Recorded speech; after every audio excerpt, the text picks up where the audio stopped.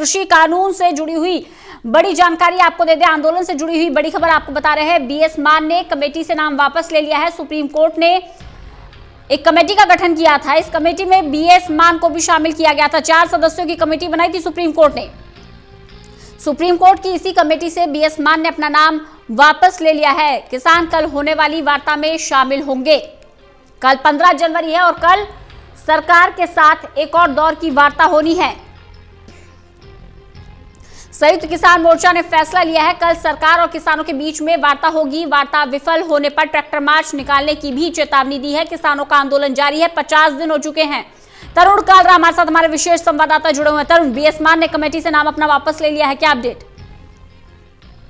बिल्कुल, अब चूंकि भूपेंद्र सिंह मान को भी लग रहा है कि जो कमेटी का गठन हुआ है और जिस तरीके से आरोपों के घेरे में है, कांग्रेस पार्टी ने भी मोर्चा खोल दिया है और सुप्रीम कोर्ट की जो गठित कमेटी है उसे मोदी सरकार की और खेती मंत्री कृषि मंत्री नरेंद्र सिंह तोमर की कमेटी करार दे दिया। उसके बाद से ही इस बात की सुगबुगाहट थी कि क्या जो नुमाइंदे हैं जो कि किसानों को रिप्रेजेंट करते हैं वो इस कमेटी में रहेंगे या नहीं रहेंगे।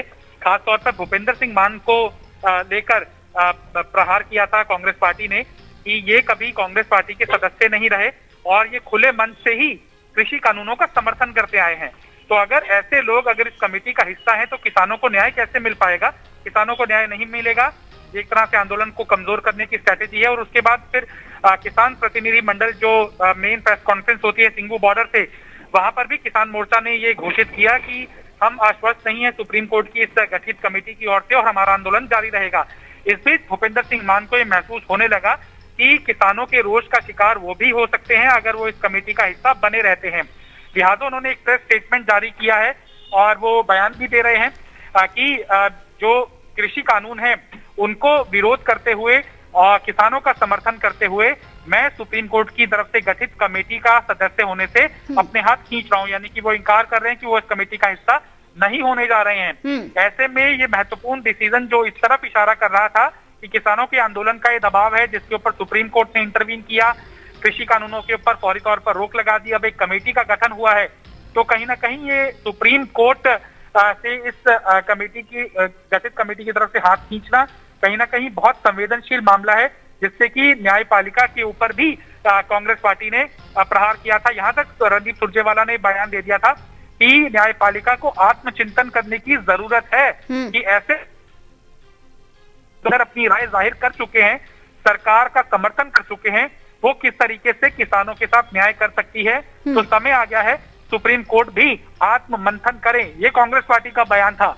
और अब भूपेंद्र सिंह मान के इस्तीफे के बाद जो सवाल उठाए थे कांग्रेस पार्टी ने वो बेहद महत्वपूर्ण, बिल्कुल, जो सवाल कांग्रेस पार्टी ने उठाए थे वो बेहद महत्वपूर्ण हो जाते हैं। साथ ही साथ तरुण, किसान कल सरकार के साथ होने वाली वार्ता में भी शामिल होंगे, क्या रणनीति है किसानों की? संपर्क हमारा टूट गया है। तो सुप्रीम कोर्ट ने 4 सदस्यों की कमेटी बनाई थी। इस कमेटी में बीएस मान का भी नाम शामिल था। भूपेंद्र सिंह मान, जिन्होंने इस कमेटी से अपना नाम वापस ले लिया है, उनका कहना है कि वो किसानों का समर्थन करते हैं और कृषि कानून का विरोध करते हैं।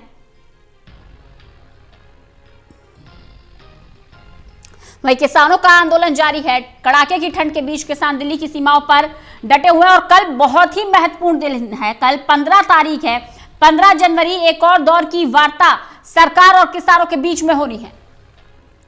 तरुण कालरा एक बार फिर से हमारे साथ हमारे विशेष संवाददाता जुड़ गए। तरुण, कल एक और दौर की वार्ता सरकार और किसानों के बीच में होनी है। किसान रणनीति बना चुके हैं कि अगर वार्ता विफल हुई तो ट्रैक्टर रैली को और भव्य किया जाएगा।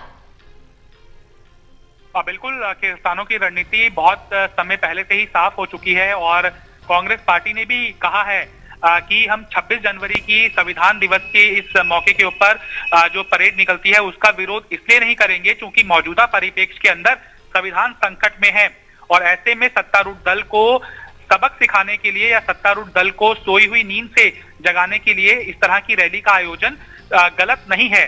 संविधान तर्कसंगत तरीके से किसी भी तरीके से लॉ एंड ऑर्डर सिचुएशन को डिस्टर्ब किए बिना अगर किसान ट्रैक्टर रैली निकाल रहे हैं समकक्ष रिपब्लिक डे परेड के, तो उसको समर्थन है। लेकिन रिपब्लिक डे परेड का कांग्रेस पार्टी विरोध नहीं करती है।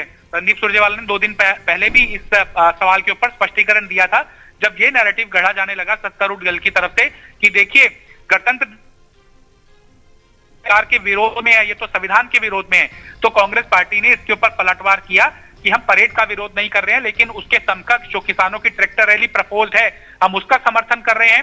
संविधान में हमारी आस्था है और गणतंत्र दिवस की परेड हर हाल के अंदर होनी चाहिए और मौजूदा परिप्रेक्ष्य में वो और ज्यादा किसी भी साल से ज्यादा महत्वपूर्ण हो जाती है। अब जब कल की दौर की बातचीत होने वाली है, पिछले कुछ दौर की बातचीत संशय के घेरे में ही हुई है, संभावनाओं के घेरे में नहीं हुई है। ऐसे में यही माना जा सकता है कि कल की जो बातचीत का नतीजा है बैठक का, वो पहले से ही तय माना जा रहा है। किसान भी बहुत ज्यादा भरोसे में नहीं है और केंद्र सरकार अपना रुख तो सुप्रीम कोर्ट में ही साफ कर चुकी है। लिहाजा किसानों की जो रैली है जो 26 जनवरी के दिन होगी, वो पहली बार ऐसे इतिहास के अंदर होगा कि एक तरफ हम गणतंत्र का जश्न मनाएंगे, संविधान की जो अवधारणा को हमने कबूला था उसका सेलिब्रेशन होगा, वहीं उसके समकक्ष संविधान को बचाए रखने के लिए किसान सड़कों पर उतरेगा। तो दोनों तस्वीरें बेहद ऐतिहासिक और दिलचस्प होंगी और कल की बैठक के बाद संभवतः यही ऐलान किया जाएगा किसानों की तरफ से कि जो बैठक का नतीजा था वो पहले से ही प्रत्याशित था उन्हें, और अब लिहाजा वो बड़े स्तर के ऊपर इस अपनी ट्रैक्टर रैली का आयोजन करेंगे, 26 जनवरी के दिन करेंगे। एक महत्वपूर्ण आपको जानकारी और दे दूं, भूपेंद्र सिंह मान के इस्तीफे के बाद दिल्ली सिख गुरुद्वारा प्रबंधक कमेटी के चेयरमैन मनजिंदर सिंह सिरसा ने भी सपोर्ट किया है मान का और कहा है कि उनका फैसला पूरी तरह से तर्कसंगत था। और सिरसा ने यहां तक दावा कर दिया है कि बाकी जो 3 सदस्य हैं वो भी सुप्रीम कोर्ट की गठित कमेटी से अब पीछे हट जाएंगे। तो पालिका किस तरीके से अपना रोल निभाएगी ये देखना इस पूरे आंदोलन के मद्देनजर खासा महत्वपूर्ण होगा, जिससे कि भविष्य के अंदर जो संस्थाओं के प्रति सम्मान है वो बना रहे। न्यायपालिका अब इस सवालों के घेरे के कारण कई चुनौतियों से जूझ रही है। चलिए, बहुत बहुत शुक्रिया तरुण इस तमाम जानकारी के लिए।